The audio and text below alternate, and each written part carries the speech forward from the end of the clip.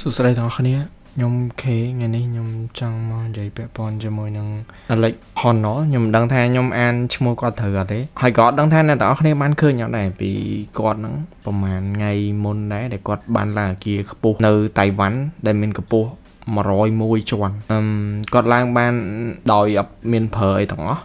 គាត់ឡើងរបៀបថាដៃទទេហ្មងអត់មានខ្សែតោងជាប់ខ្លួនសម្រាប់ការពារខ្លួននិយាយទៅអត់មានបណ្ដាប់ការពារខ្លួនទាំងអស់គឺឡើងទាំងដៃទទេឡើងហើយគាត់មានតែអាស្អីសម្សៅរបៀបថាដាក់កុំឲ្យល្អលដៃហ្នឹងគាត់ឡើងទៅដៃទទេហ្មងគឺដល់ជាន់ទី101ដល់ជោគជ័យហើយមានមនុស្សមើលច្រើនមែនទែនហើយថែមទាំងមាន Netflix live ទៀតនឹងខ្ញុំចង់មកនិយាយមួយគាត់មូលហេតុអីគេដោយសារតែខ្ញុំមានអារម្មណ៍ថាយូរទៅយើងគ្រប់គ្រងមនុស្សដែល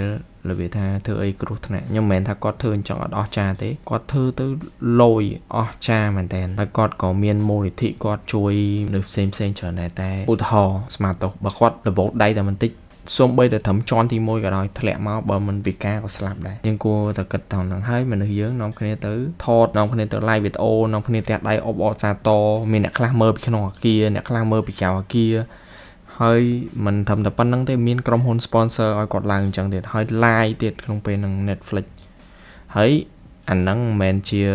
អីដែលគាត់ឡើងទី1ទេគឺគាត់ធ្លាប់ឡើងនៅអាមេរិកច្រើនមែនតើហើយក៏អត់មានអីការពារខ្លួនដូចឥឡូវហ្នឹងដែរអញ្ចឹងគាត់គឺជាណាគេគាត់គឺជា Alex Honnold គាត់នៅថ្ងៃ25ខែមករាហ្នឹងប្រហែលថ្ងៃមុនហ្នឹងគាត់បានឡើងទៅអាគារនៅក្នុងអាចថាប្រទេសឬក៏មិនយើងអាចថាហៅថាអាគារនៅក្នុងតៃប៉េដែលអេពីសូតហ្នឹង Netflix គេឲ្យឈ្មោះថាតៃប៉េ101គឺជាអាគារខ្ពស់បំផុតមួយនៅក្នុងโลกមិនមែនវាថា top ហ្មងទេវាក្នុងចំណោមអាគារខ្ពស់ក៏ទៅ101ជាន់គាត់ប្រើតដៃទទេហើយជាមួយស្បែកជើងដើម្បីតោងឡើងទៅអាគារហ្នឹងដែលមានកម្ពស់101ជាន់ហ្នឹង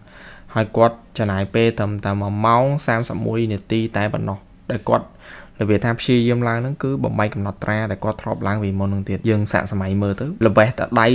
តែមួយត្រឹមថាជាន់ទី1ឬក៏ជាន់ទី2បើមិនស្លាប់ក៏ពិការខ្លាចដៃមកខ្ញុំអត់ដឹងថាមូលហេតុអីបានយើងទៅគ្រប់គ្រងឬក៏ support អញ្ចឹងទេសំបីតអ្នកអាហ្នឹងគេហៅស្អីគេអាឡូតម្លងពីប្រឡោះមួយទៅប្រឡោះមួយខ្ញុំពិបាកថាហ្នឹងចាំមើលខ្ញុំហៅហូកដាក់នៅលើហ្នឹង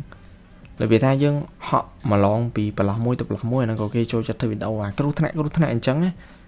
ខ្ញុំគិតថាតែគួរតែមានការហាមឃាត់ព្រោះគាត់នៅពេលដែលគាត់ឡូតទៅមានបញ្ហាអីគឺ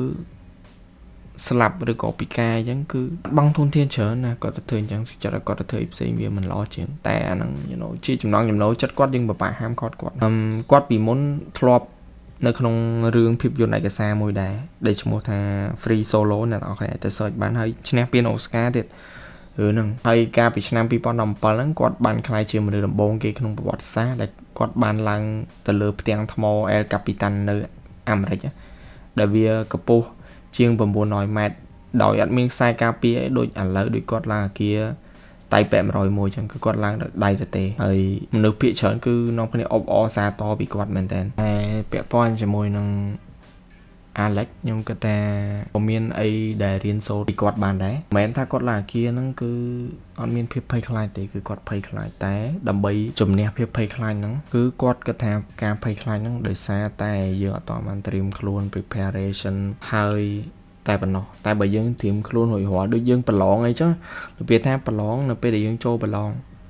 យើងភ័យដោយសារតែយើងអត់បានត្រៀមខ្លួនរួចរាល់ 100% ទេថាចេញអីមកក៏ចេះដែរតែបើត្រៀមខ្លួនរួចរាល់ 100% ចេញអីមកក៏ចេះយើងអត់មានទៅភ័យទេអញ្ចឹងមុននឹងគាត់ឡើង El Capitan នៅអាមេរិកឬក៏ឡើងតៃប៉េ101ហ្នឹងគឺគាត់បានវឹកហាត់ត្រៀមខ្លួនរួចជាស្រេចហើយបានគាត់ឡើងទៅមិនគាត់ឡើងទាំងបថយទេអញ្ចឹង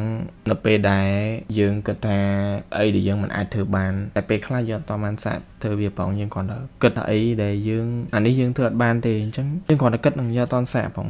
យើងសាកទៅធ្វើវាឬក៏យើងមុននឹងយើងធ្វើអីមួយគឺយើងត្រូវរៀបចំ preparation ឲ្យអស់ហើយយើងចាប់ផ្ដើមសាកអីដែលយើងចង់ធ្វើពេលខ្លះវាអាចទៅរួចតែមកពីយើងអត់បានសាកយើងក៏អត់ដឹងដែរអញ្ចឹងយើងពិចារណាគិតទាំងអស់គ្នាទៅចាំជួបគ្នានៅវីដេអូក្រោយទៀតយើងទៅចែកគ្នាទៀតបាយ